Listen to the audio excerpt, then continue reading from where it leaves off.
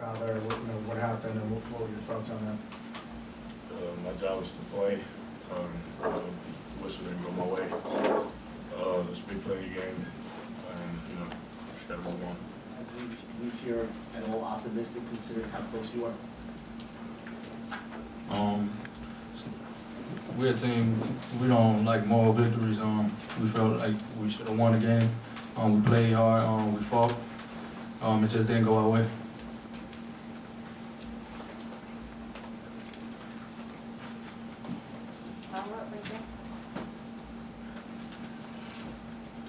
How happy are you, though, with the way you guys play against a team of that caliber with NBA prospects on its roster?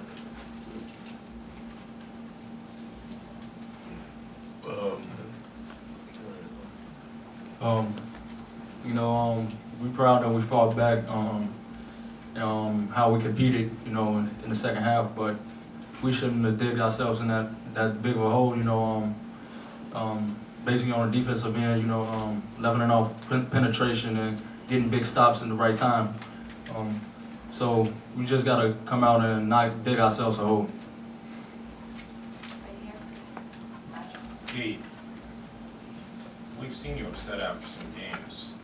Providence last year at the Big East. Is this the most upset that you've been after a game? I'm just mad that we lost. We went small, and the bigs didn't hurt us in the end. That's what we thought was going to hurt us, but that's not the case. It was I think Wesley got 2 layups, and that was 2 big plays of the game. So you credit them, but we know that, and we know we have to get better at that. So we'll get back to work.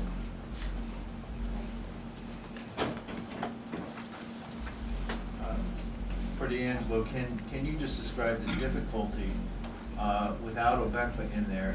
You're matching up with Sabonis half the time, a guy who's like 6 or 7 inches taller than you. How tough was that to play defense with that situation? We've gone small before. Like I said, it wasn't the bigs that was hurting us towards the end, and we had a slow half on the first half. So we picked it up in the second half. Credit them; they found ways to win the game. We didn't get stops when we needed to, and the ball didn't bounce our way. After you make the 3-point shot with a minute left, you're within 3 points.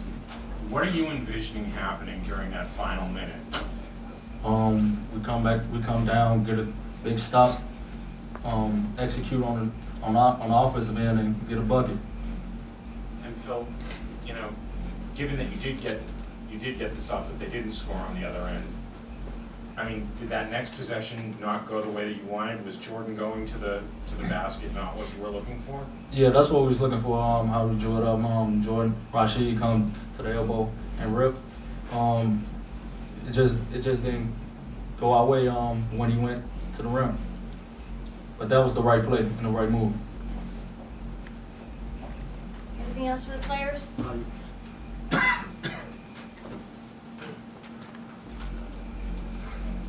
It seemed like in the first 3 quarters of the game, you guys were shooting a lot of jumpers, taking a lot of threes, and then when you made that big run, it was a lot of you guys started attacking them, shooting over their bigs. Was it something that you guys talked about, that you had to stop shooting jumpers, and what was the change in philosophy there? Yeah, we did talk about it. Coach emphasized that we attack the rim and attack the paint just like they were. So we wanted to get out in transition and get stops and go to the basket and draw some fouls so we could get in the bonus. Do you kind of regret that you didn't maybe do that earlier on today? Not a regret, but just basically being more aggressive and attacking gaps and punching, trying to get to the rim more. Tough loss, but how proud are you? How proud of you of your guys and how they competed out there against the top 10 team? We did some good things, and so I was pleased with their fight back, the opportunistic, smaller group that allowed us to come from 15 down at the 10:27 mark, and we had 2 chances to tie it or cut it to 1 if we convert from the foul line or convert with a 2-point field goal. So I think that was the positive, coming from 15 down, 10 minutes and change, with the degree of foul trouble that we had going against the top 10 team in the country. But, you know, we expect to win, and so the disappointment is that we didn't finish it off and ultimately, you know, win a championship here tonight. So there's some good things, but clearly some areas that still need to be shored up that we need to improve upon, and namely the you know, dribble penetration, being able to level off dribble penetration, what we call north-south dribble penetration. And that ultimately cost us down the stretch. You know, we coming into this game, they're plus 16 on the boards. It's one of the better rebounding teams in America, and we were even with them on the boards.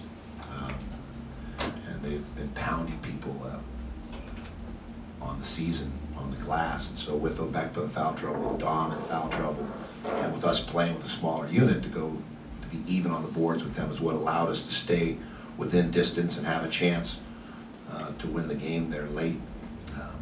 But we still have to work on being able to, you know, level off dribble penetration, contain the dribble, and late that, you know, kind of reared its ugly head again and cost us. I mean, Steve, obviously you guys are at a major height disadvantage there at the end. You have a couple guys on your roster who are tall and who could play. Is there a sense that either Joey or Adonis or both of them can really be a factor later on?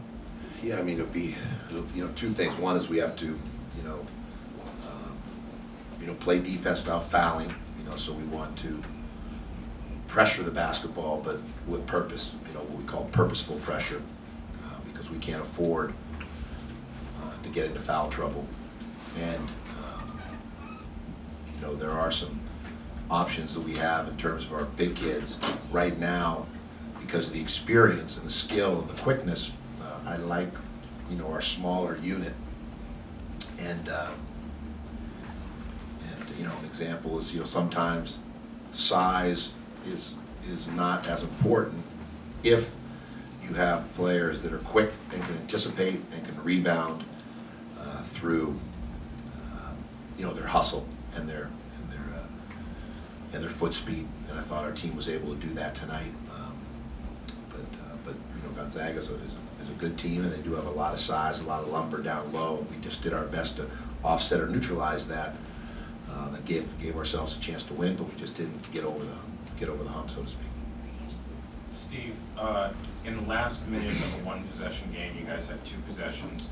One ended with Jordan going to the rack and getting a shot blocked, and the other was D on the charge. Mm-hmm. How did you feel about what you guys were getting on those possessions? Were they the plays you wanted? Yeah. I mean, well, the drive by Rashid, if he gathers and high jumps to play over the top of the rim, you know, it could have been an N1 situation, but he long jumped. If you notice, he kind of finished on the baseline out of bounds, which allowed them to make a play on it. So, you know, I think that the teaching point there is we got what we wanted. You know, he's for his time here, that's one of, you know, our better go-to maneuvers, because he puts a lot of pressure on people, attacking feet, and able to get to the rim, but he needs to gather, get coiled or flexed, and then elevate over the top, where either you're getting fouled, you have to take your arm, you know, basically take your arm off if they're going to get to the ball if you're playing over the top of the rim.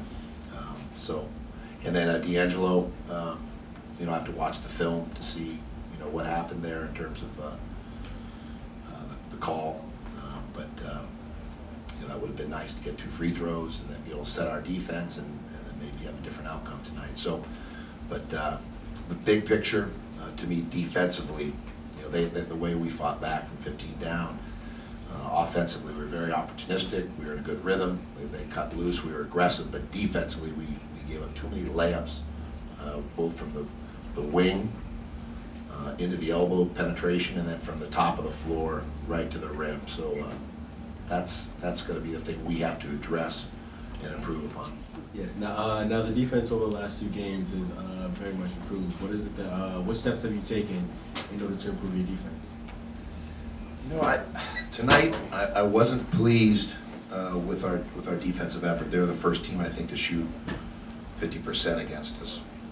We did hold them, you know, 30 points below their average, or 20-something points below their average. I don't know what they were averaging 96, maybe we held them 23 points below their average. But,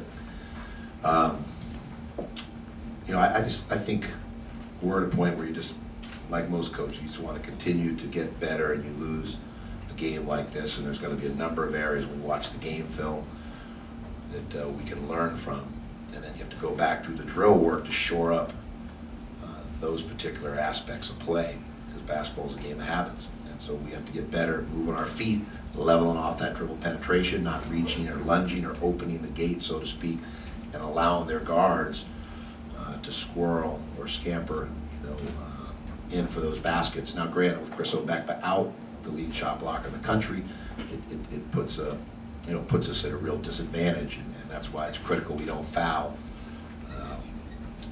We would go to zone some, but when you're down 15, it's tough to go to a zone. We tried to speed them up to get back into the game, and it was effective to where we could shave 6 to 8 points off in each of those timeouts. That was the goal. We're down 15. We said, okay, now there's no 15-point play, but if we can shave 6 to 8 points by the next timeout, another 6 to 8 points at the next timeout, now it's going to be a one-possession game in the final minutes on our home court, and we give ourselves a chance to win. And we got close, but we didn't get the shutouts, the stops defensively down the stretch, and then, you know, we didn't convert on a couple of the opportunities at the rim.